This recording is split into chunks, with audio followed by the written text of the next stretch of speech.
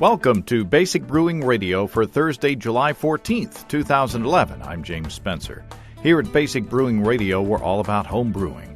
But this week, the first of our experiments recorded in San Diego. This time, members of the Hangtown Association of Zymurgy enthusiasts compare the flavor and aroma characteristics of different varieties of hops.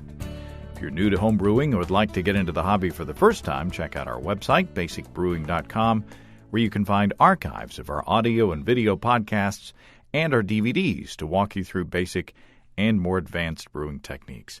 Also, you can find our brewer's logbooks to help you log and track 50 batches of beer. You can follow me on Twitter. I'm Basic Brewing, all one word. Also, you can find me on Facebook at facebook.com/basicbrewing.james. And our show page on Facebook is at facebook.com/basicbrewing. Thanks again to everybody clicking on the Amazon.com associate link on our basicbrewing.com site. Whenever you think of Amazon, think of us and click on our associate link first. It won't cost you any extra, and you'll be helping us to bring you this show, and we definitely appreciate your support. We also have associate links for Brew Your Own magazine and the American Homebrewers Association on our site, too. And you can find our Basic Brewing iPhone and Android podcast apps on their respective stores. And we are on the BlackBerry podcast directory, too. The deadline for the Brew Your Own magazine Basic Brewing Radio collaborative experiment on dry yeast rehydration is upon us. We set July 15th as the latest date that you can turn in your data. We've already received some data, some of it very detailed and extensive. And we also recorded a tasting ourselves out there at Club Night in San Diego as well. So, truth be told, we're planning on recording the episode looking at that data next Thursday, July 21st. So you do have a bit of extra time. However, I will be looking at what we've got between now and then. I built in some pad there between the deadline and the recording date so that we can kind of digest the information. So if you do have data that you haven't sent in, please get it in. The sooner the better for me, and it would be much appreciated. And thank you very much to everybody who has done the experiment and reported what they found out. You can find the data form at basicbrewing.com/experiment, or you can simply email your information to me at james@basicbrewing.com. I'm still making my way through my clogged inbox, but I've got most of the backlog of email taken care of. I do appreciate your patience. You know, when you go away for vacation, the work doesn't stop. It just keeps going. It's just that you've got this dam built, and now you've got a lake where you had a stream before, so it's taking a little while to get through that. I appreciate that. Appreciate your patience. In the backlog that I found was this from Nate in Twin Falls, Idaho, writing on gluten-free brewing.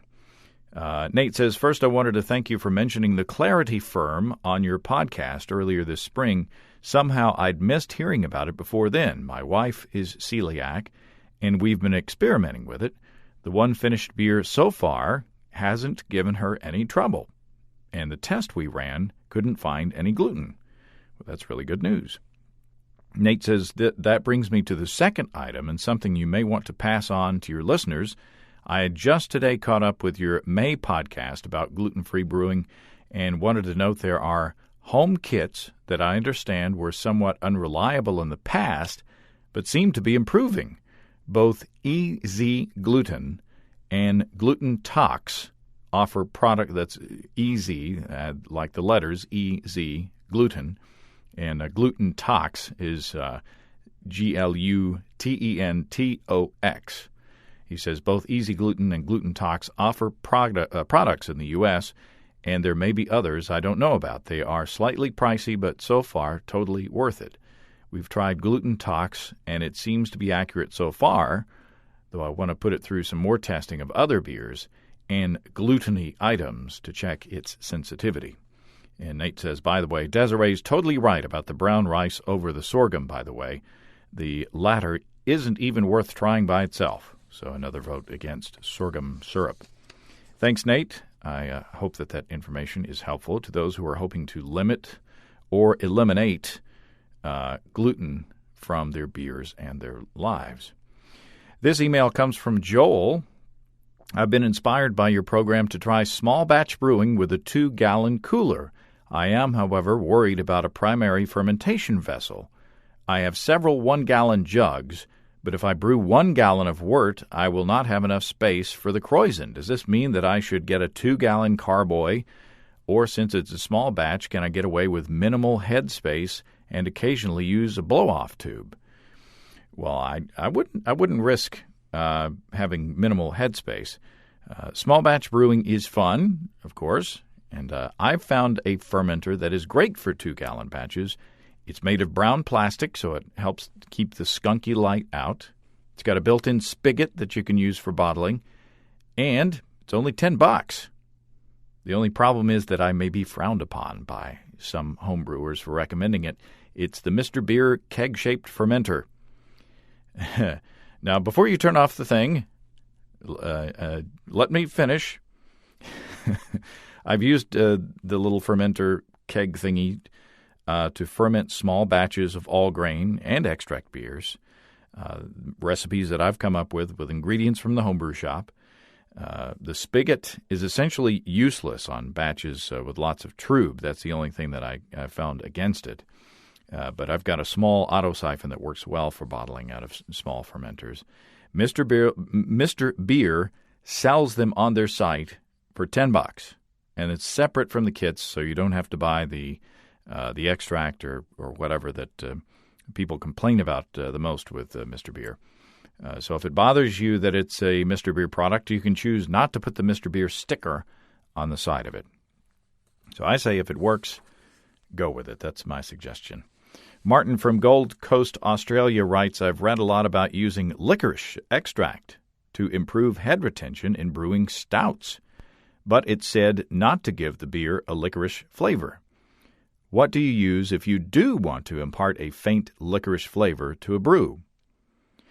Well, Martin, the flavor that is generally associated with licorice candy is actually anise, or some people say anise. That's A-N-I-S or A-N-I-S-E. I know that Steve Wilkes has played around with anise in a beer or two, and it is tasty, but a little goes a long way, so you may want to start with small additions of the spice or do a small batch as a pilot brew to determine what amounts of anise that you want to add. And I guess you could also steep some anise in a glass of beer to see what happens, see if you like the character, see if you like the pairing of that particular style with the spice. Sounds tasty. Sounds like a lot of fun. Let us know what you come up with. Now, you may remember early in the year, I challenged homebrewers who were planning on attending the National Homebrewers Conference in San Diego to design some experiments that we could get together and taste and talk about while we were out there. And the first to respond was Joe Olivas from the Hangtown Association of Zymurgy Enthusiasts, or HAZE. Joe proposed brewing a base beer and then playing with 3 different hop varieties, adding the hops at different times in the boil to see what the effect was.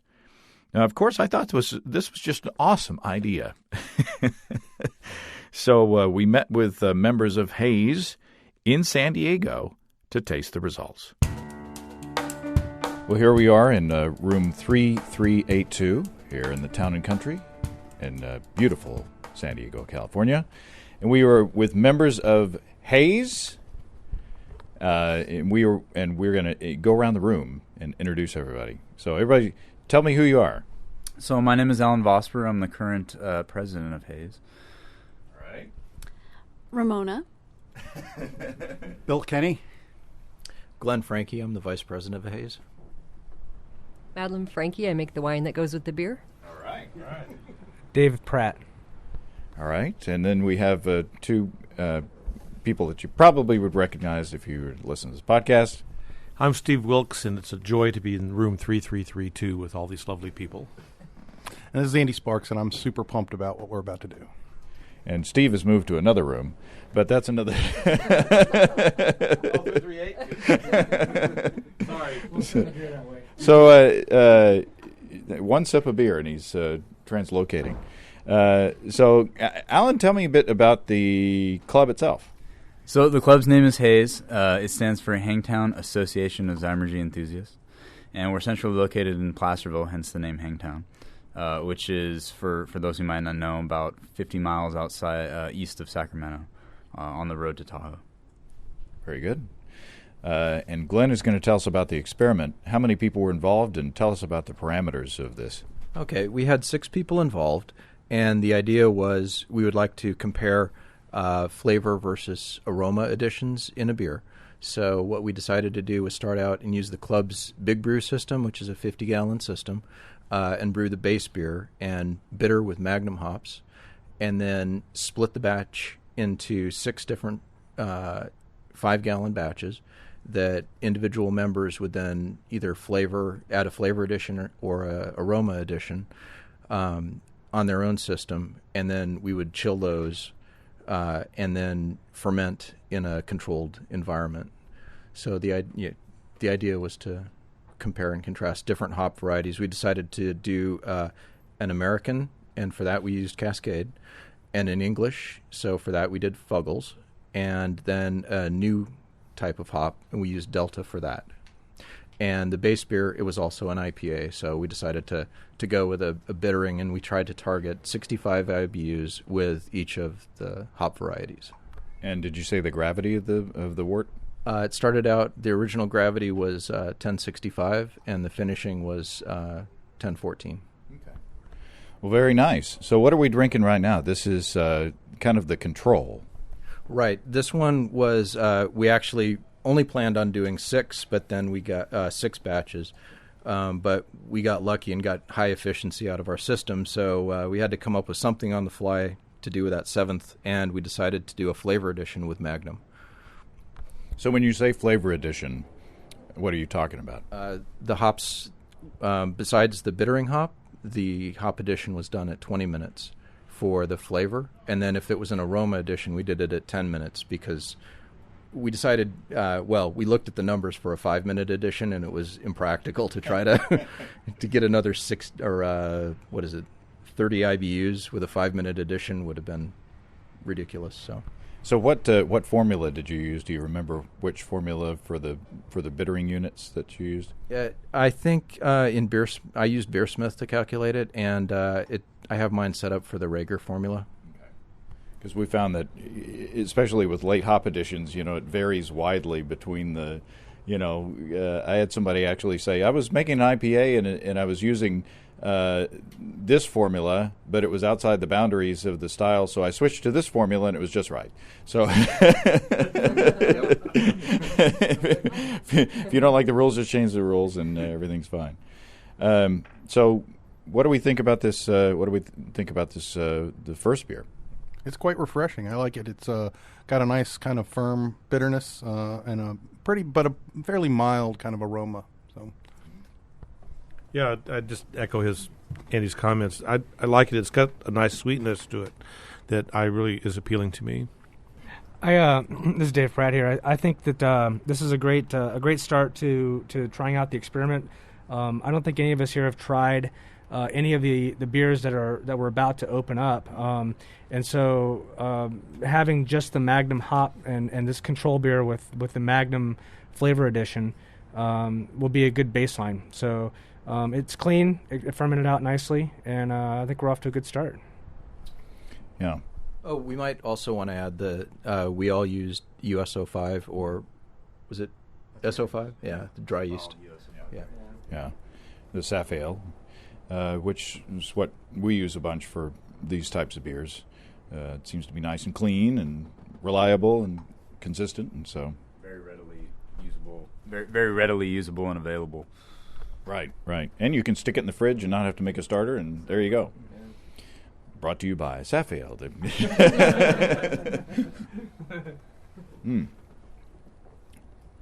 It's very nice. It's clean.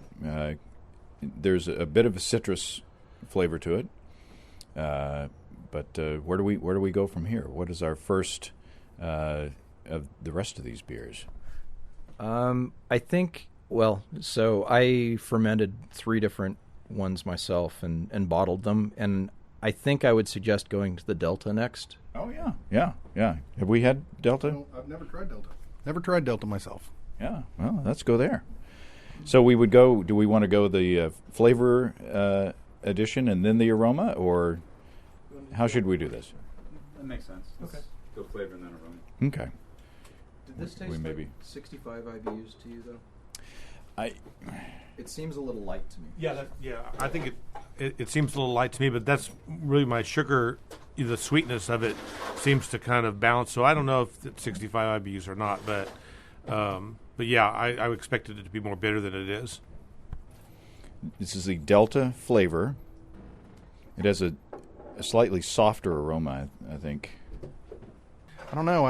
It's like it's a flavor like I get sometimes in gum. It's kind of almost like a bubble gummy kind of thing, kind of a little sweet nose on it. But it's difficult. It's quite a bit different. It's kind of lost that citrus to me, and so the Magnum was a little bit more citrusy, and this is quite a bit more earthy, I think. Does anybody know anything about the profile of this hop, or the pedigree of this hop? We'll look that up later. Well, actually, this experiment is to define the profile of Delta because no one actually knows it. I think, yeah. We're doing groundbreaking science here in room 3382. Somebody's going to Google it and see, oh, wait, it says... yeah, I think this was supposed to be a softer hop, and let's see. I'm not sure if I read it or if I just noticed it in my aroma one, but I was getting like peach or pear and apple, kind of the lighter fruit, not citrusy at all. No, I think the same thing. It's kind of a little fruity nose. I can't quite describe it, though. There's something in it, and I kind of recognize it, but I can't quite put my finger on it. Yeah, I'd just say what Glenn said. I mean, you can edit that out later because it's worthless, but yeah, I completely agree with Glenn. Great, I'm an expert now. No. I like it though. I think it's I like the earthiness of it and the sweetness. It's nice. It's not overpowering and real bitter or grassy.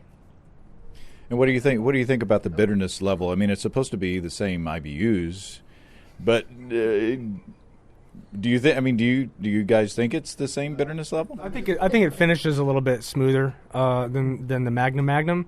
The sweetness lingers a little bit more on the palate. It's not overly sweet, but it's definitely not that biting Magnum citrus grapefruit type finish. The Magnum seemed to be a lot more firm, and this is softer. Yeah. The other thing, this is the only hop that came as a hop cone. The other ones were pellet, so including the bittering, but there would be another difference between the hops. Interesting.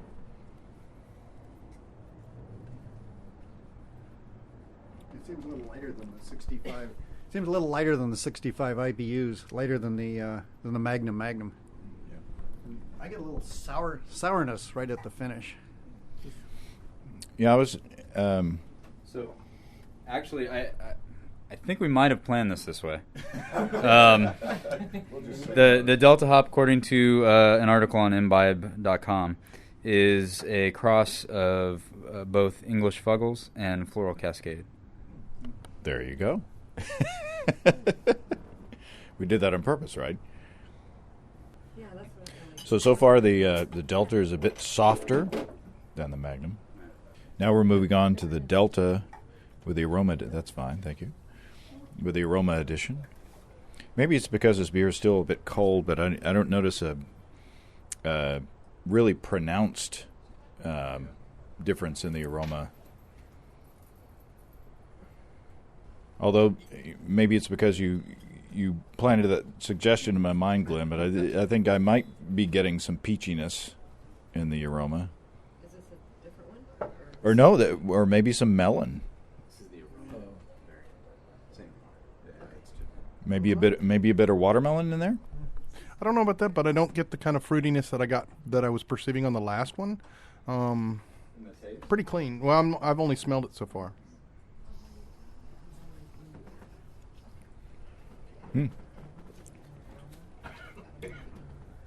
It's a bit brighter to me. The flavor of it is a bit brighter which is interesting because, of course, you adjusted the amount of hops that you put in for this edition. So this seems a little crisper to me. I don't know. As we move from flavor to aroma, the volume of the hop edition did increase significantly. Yeah, this was 4.5 ounces. This was 4.5 ounces of Delta, and this is a 6.5 alpha hop. So, and we're trying to get 33 IBUs out of this. Mm. You know, the other difference in the systems that were used is just the way we chilled. Some people had immersion chillers, and like for this one, it had I've got a plate chiller, so I think this one probably got chilled quite a bit quicker than some of the other ones would. On the previous beer, I know I used an immersion chiller. The only note I would add is because we were doing a group brew that day, we did have some wrangling and issues with getting water to everybody's chill because everybody came off the big system at exactly the same time, started brewing within probably about 5 minutes of each other, making sure we got water to everybody who needed it at a time. There was a little bit of a backup there. So stagger your boil times, or stagger if you're going to do this together. Stagger your boiling start times. Yeah. Again, it's a tasty beer. Did any of these go into a secondary? I didn't put mine in. I bottled mine directly from the primary. Yeah, these were all people picked them up from my house in the primary, and then they were transported in cars. So the only ones, I have 3 batches here that wouldn't have been agitated to some extent before they were bottled. Is there a commercial beer that you know of that uses the same hop? I don't know of one. There's a couple in the article.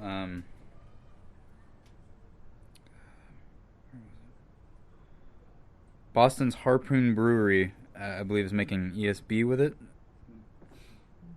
Yeah. Yeah. Yeah, I would say I would characterize it as a subtle hop. I mean, it's not in your face. It's got nice, appears to have nice, clean bittering properties. But I don't in the aroma. I don't get a whole lot of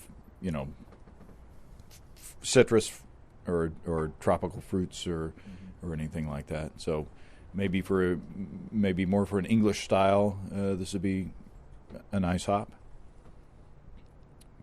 Very interesting. So what do you think? Do we move on to? Do we want to go English or American? Why don't we do English and then? Yeah, because the Cascade might be a bit more aggressive. Yeah. I would go English just because I think I'm getting a lot more earthy tones off the Delta, and I think that would flow nicely. Yeah. There you go. And the Cascade may blow us out of the water. So, Dave, did you have the flavor or the aroma? Is this the first time that you guys have done something like this on a collaborative basis? Yeah, and this was actually whose idea? Joe in the club, Olivas. Yeah, he does a lot of small batch brewing and trying out some really interesting beers, and so he heard about this project or what you were looking for, and he came up with it. Unfortunately, he couldn't be here, but he's got a newborn. So well, congratulations to Joe, and thank you very much, Joe, for suggesting this and lining this up, because this is wonderful stuff. I got missed. Thank you, ma'am. So this is the Fuggles Aroma. Fuggles Aroma or flavor? Flavor. Okay, the Fuggles flavor. Say that 3 times fast. More earthy and musty. Oh my! English stuff. Yeah, this is definitely right straight out of a very damp climate. Yeah. You saying moldy? Oh yeah. No. Not moldy, but oh yeah, the character is. Would you characterize it as earthy? Yeah, I would think so, both in the aroma and the flavor. There's definitely more flavor than aroma. So, just a couple notes on the handling of this one.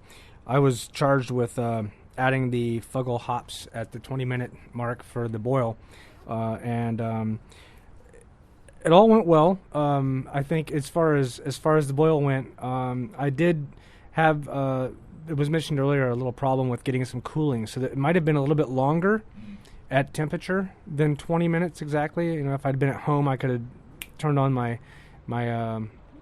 chiller and been done. But then, of course, it went on to a fairly large yeast cake from a prior brew.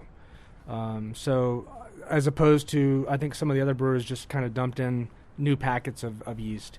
So again, another variable that we didn't take into consideration perhaps as well as we might have up front. I mean, there's a lot of different variables. It's amazing how complex this can get in a hurry when you're trying to make a controlled experiment.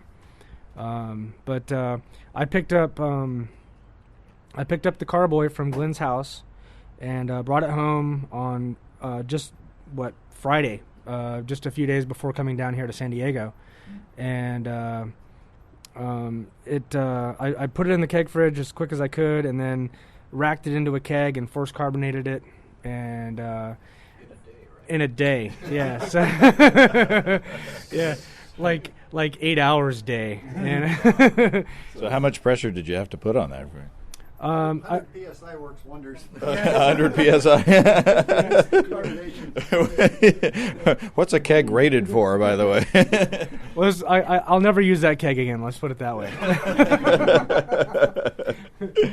But no, it was funny because I had the Blickman beer gun, and I hadn't used it before. I'd bought it online from a vendor who in any case, I hadn't bought the accessory kit, which I highly recommend if you're thinking about buying a beer gun, buy the accessory kit, because you really can't piece it together at midnight before a big trip. It just doesn't work so well. So I will tell you, the Blickman beer gun does fill bottles without a CO2 line connected. So that's the takeaway message, whether you like the beer or not. Well, I'm sure that means something to owners of the Blickman beer gun. John Blickman is here. We've seen him around. We enjoyed a few minutes of loud conversation with him the other night after visiting O'Brien's pub. Most of the loudness came from me. So just the singing. And finding lyrics to rhyme with Blickman is surprisingly difficult. What did you come up with? I don't remember. You're a sick man, Mr. No, never mind. Again, a tasty beer, but completely different in character from any of the previous ones. So again, this is a worthwhile experiment, I think, for clubs to do, because you can collaborate and you can come back and you can do a group tasting and you can kind of, test out the characteristics of these hops. So should we go into the Fuggles aroma? Yeah, let's get that open. A little rinsey rinse. Rinsey rinse. So Madeline, you're saying you like the Delta hop? I really like the Delta hop. I like the earthiness of it, and I love hops in general, Cascade and all of them. But That last one that we sampled? yeah, no. Well, I meant the previous hop. the previous hop. Yeah. Okay. Good, because we have a partial keg of it at home. That's her beer. Yeah.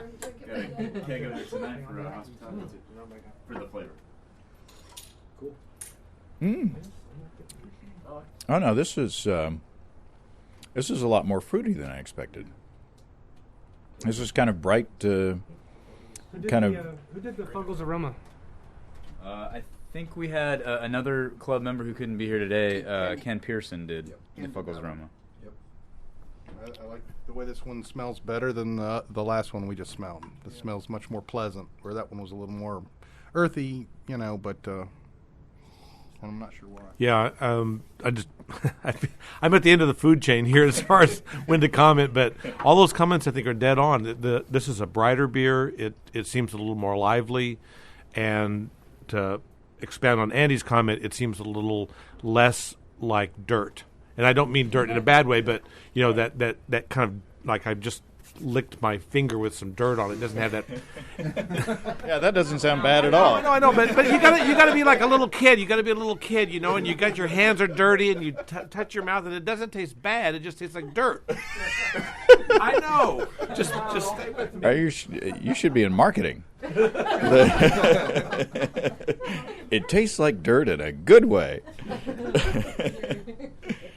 So Matt Brendelson was talking to us. I don't know if it was one of a Northern California homebrewer conference, and he was talking about hop additions, and he likes, at least what I remember after a lot of beers, was he likes late additions, and after tasting these two beers, I tend to like the later additions as well.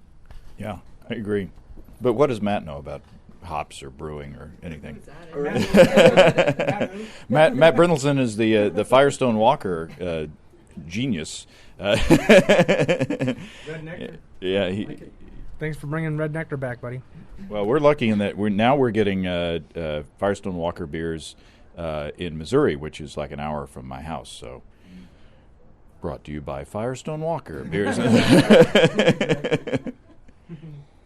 has a man crush on you, Matt. Glenn has a man crush on you. I think it's just a crush, which I share. My taste bud crush, which is probably worse than a man crush. Yeah, it's just the beard. That's all it is. You could just put him in your pocket. He's just... I'll probably cut that out.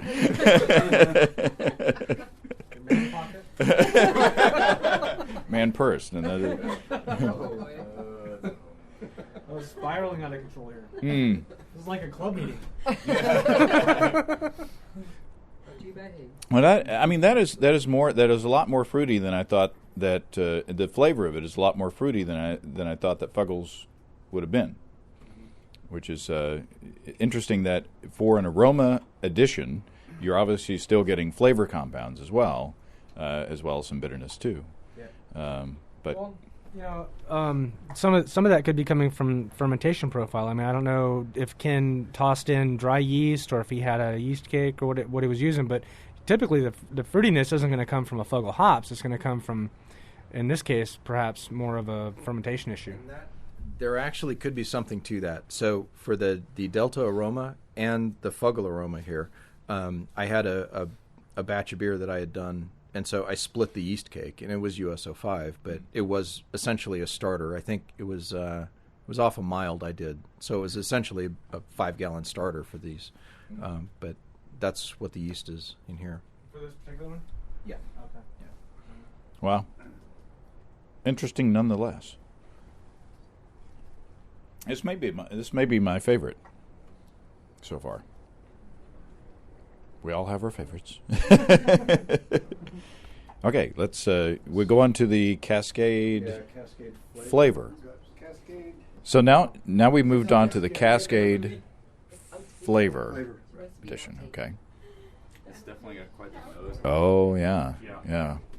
The nose is just really almost vinous-y and. What was that? Venison-y? Not venison, but It's not venison? resiny and just thick and sweet kind of as well. Yeah, I'd go with that. It's kind of a little bit piney, maybe.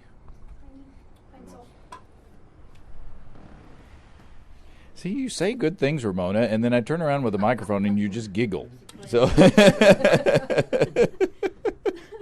wish they'd make a clone out of this Cascade. That would be a tractor. A cologne? I wish my husband could wear a cologne. Not a clone. I thought you said clone, and I was like, well, I'm pretty sure you could make this beer. No. They need to make a Cascade cologne for my husband. Oh, well, now Now we're getting somewhere. Whatever it takes. Maybe maybe a potpourri on the. Well, never mind. Cone behind each ear. Just a little. You could just do a laurel of hop cones around your head. Or you could take a running dive into a giant pile of hops, and then you'll smell like hops. Yeah, we have video footage of Andy doing that, from running across the room and jumping. And he disappeared completely, and then, but you wouldn't recommend it, right? Yes, I would. If you get the opportunity to do that, I would definitely do it. It took a long time, as we've discussed on the show before, to get all the hop resin off of my face and off my clothes, and everything was all in the car, and the hotel room was a mess when we left. But yes, I would do it again. and they call it alpha acid for a reason. It gets kind of itchy and burning. I suggested throwing Andy into the primary, but nobody else would go for it. I prefer dry Andy.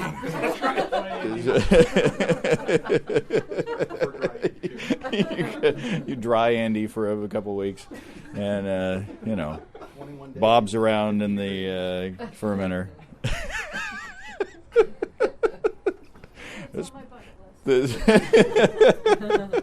To jump in the hops?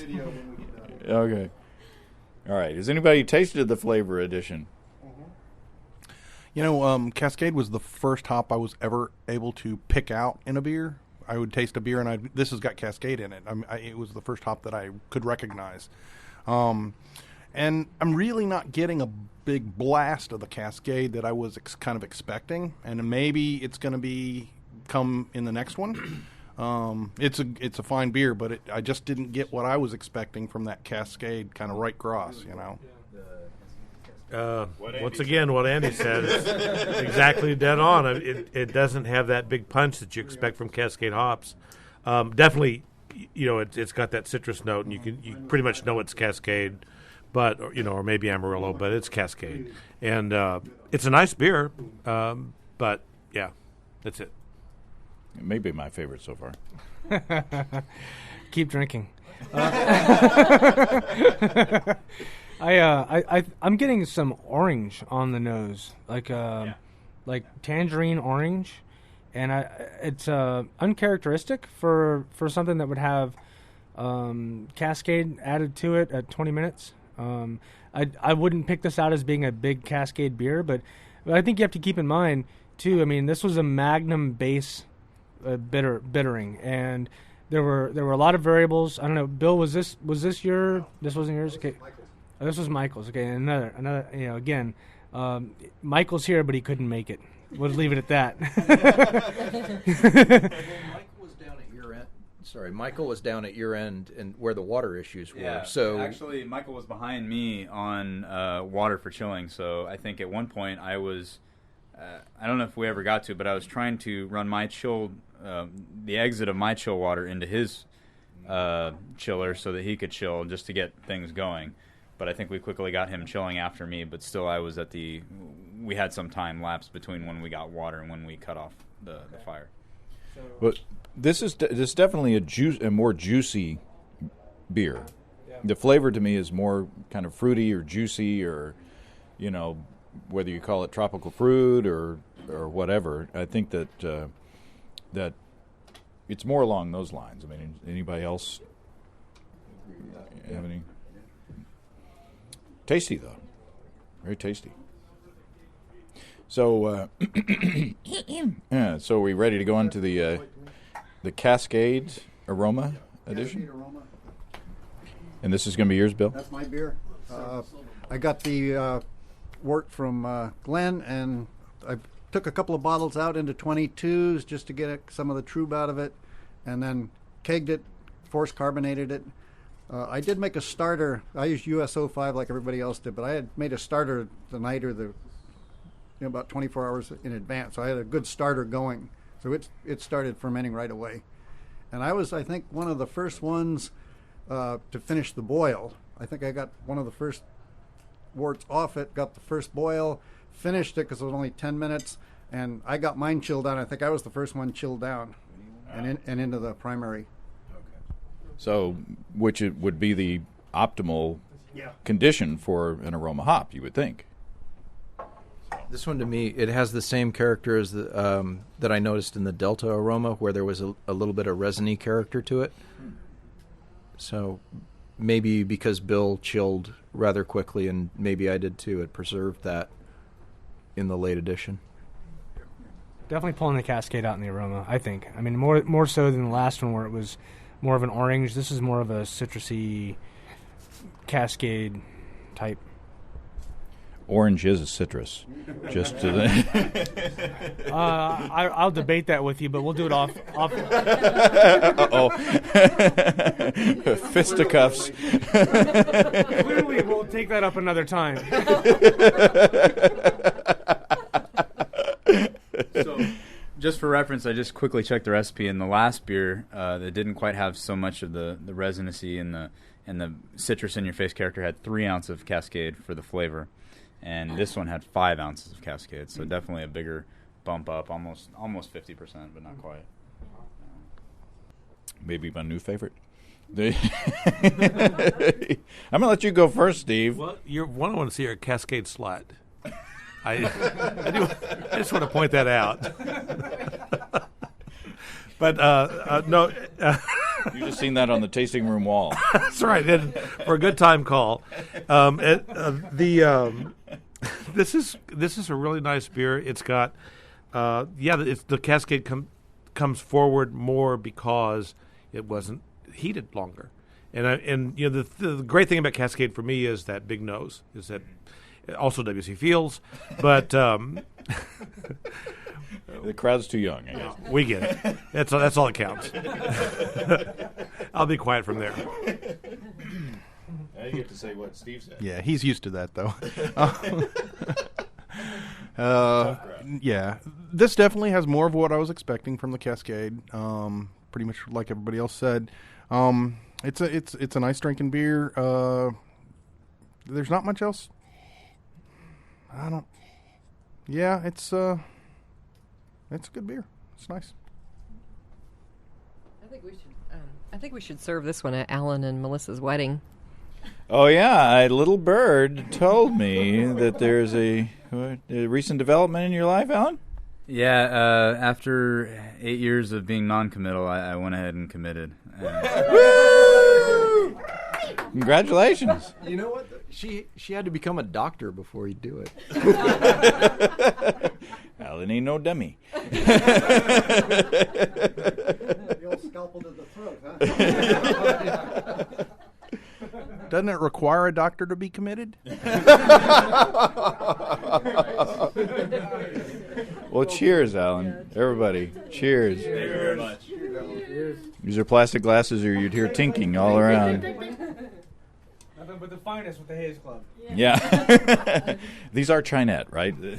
Absolutely, China all the way. I bought some today at the Target. Well, congratulations! That's wonderful. And I think is this the final beer of the? Yep, that's it. The Cascade, I like the least out of these, though. Really? Yeah, personally. Somebody else has that theory too. Actually, I like the Cascade aroma. It's not overly hopped. It's nice and smooth. I'd actually like to compare it with the Delta aroma. Well, we might be able to wrangle that. So yeah, earlier Ramona was saying that she's not a huge fan of the big aggressive American hop character, but now she's done an about face. So maybe we've had a convert here, which is again the reason why you should do this kind of experiment, because you can compare and contrast. Immediately. Are you doing is that a Delta again, or? So. I think the wrestling face masks have gone on. The chain link has come up, and we're ready to hop rumble. Hop rumble! Before we get to that, though, There's another one down there. there's one observation is I think the fermentation character on all of these was exceptional. Whoever did that just as obviously a very skilled brewer. Wonder who's. You got to watch bottles do their work and just sit there. Awesome. You want awesome dog one. Somebody's got to shepherd the. All right. Okay, well, when we started this experiment, I had in my head what I expected to find, right? This is the way it always works with these experiments. I expected to like the Cascade one the most because I am a West Coast hop fiend. But what I think I liked the Delta, the flavor Delta, and the flavor Fuggles. Those were my two favorite. Whether it was just the nice, clean smoothness of that Delta one, and then the Fuggles when the second one was much more fruity and aromatic than I was expecting from what I typically think of as English hops as being more earthy and musty and that sort of thing. So it completely changed, what I was expecting to come out.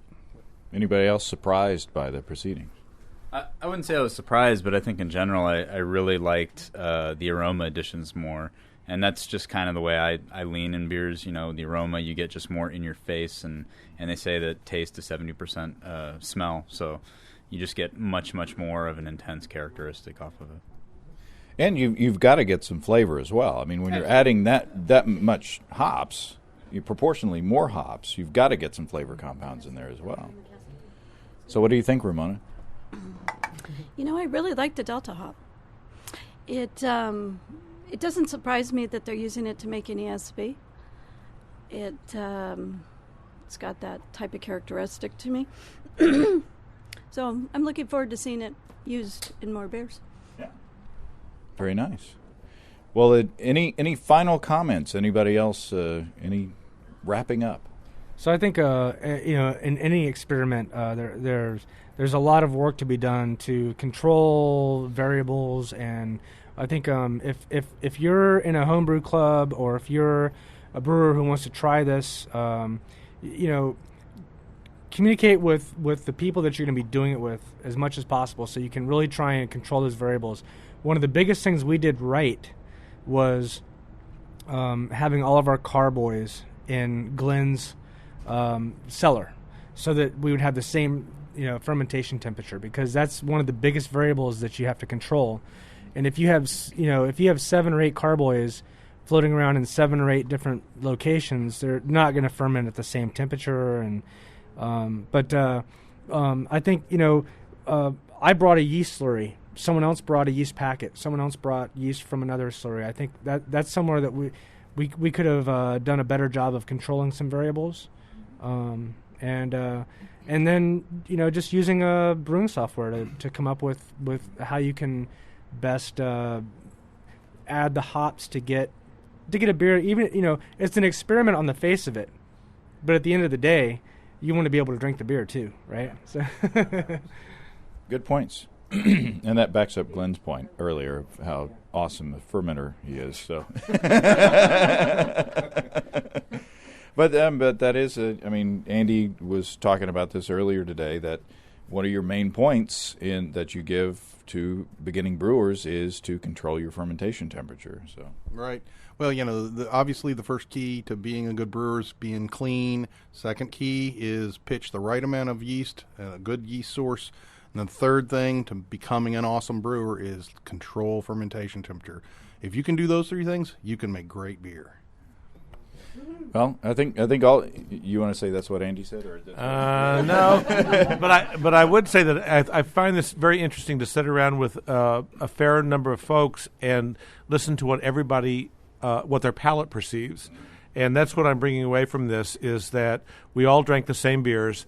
Everybody tasted something a little bit different, but we all kind of agreed that yes, that's Cascade, yes, that's Fuggles. So obviously our mouths all work the same way, but I didn't pick up on the orange until you said the word orange, and then suddenly it's like, oh yeah, I get that. Mm-hmm. So I think that's really interesting, and that's one of the great things about being in a homebrew club, which I'm not. But you should join one. I should join one. Anyway, I just think that it's very interesting to go through this process, and none of these were bad beers. All of these were tasty beers, but it's how you find out what you like. Yeah. So. All right. Well, I'd like to thank everybody here in the room and everybody that participated that is not here in the room. This was a wonderful thing. Thanks, everybody. Thank you. Thank you. Thank you. Woohoo! Well, thanks again to Steve, Andy, and everyone with HAZE who participated in the brewing and the tasting. Sorry we missed you, Joe.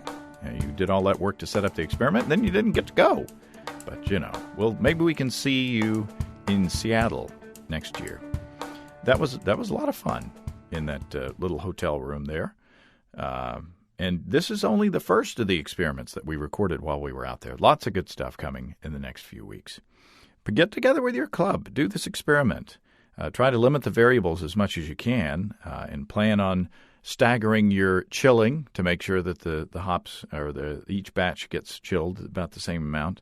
But have fun. Play with different hop varieties, add it at different times, and see what you come up with. If you have brewing questions in the meantime, show suggestions, or just want to say howdy, write to james@basicbrewing.com or just fill out the contact form on basicbrewing.com. And please don't forget to tell us where you're from. Be sure to check out our DVDs, Extract Brewing and Partial Mashing, Stepping into All Grain, Low-Tech Lagering and Decoction Mashing, and Introduction to Wine Kits as well. And our 2011 Brewers Logbooks. We've still got a handful, and you can find them all on our website. We've got combo deals to save you a few bucks if you want to buy more than one DVD at a time, and you can check out our Basic Brewing shirts in the store too.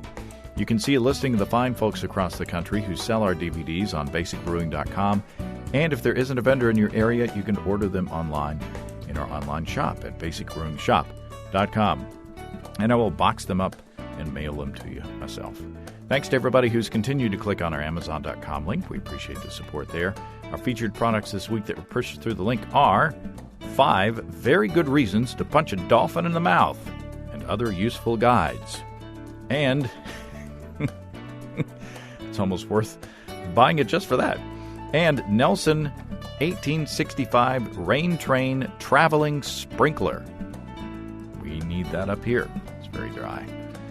Thanks again, everybody. Remember, I can't tell who bought what, so no worries there. Just click on the Amazon.com logo on our site the next time you feel like Amazon shopping, and we do appreciate your support. Don't forget, you can also join the American Homebrewers Association or subscribe to BYO Magazine through associate links on basicbrewing.com as well. That's all until next time. Until then, thanks for listening, everybody. I'm James Spencer. Production help for Basic Brewing Radio, and our website is provided by Kelly Dotson down in Austin, Texas. Basic Brewing Radio is a production of Active Voicing. We'll talk to you next time, everybody. So long.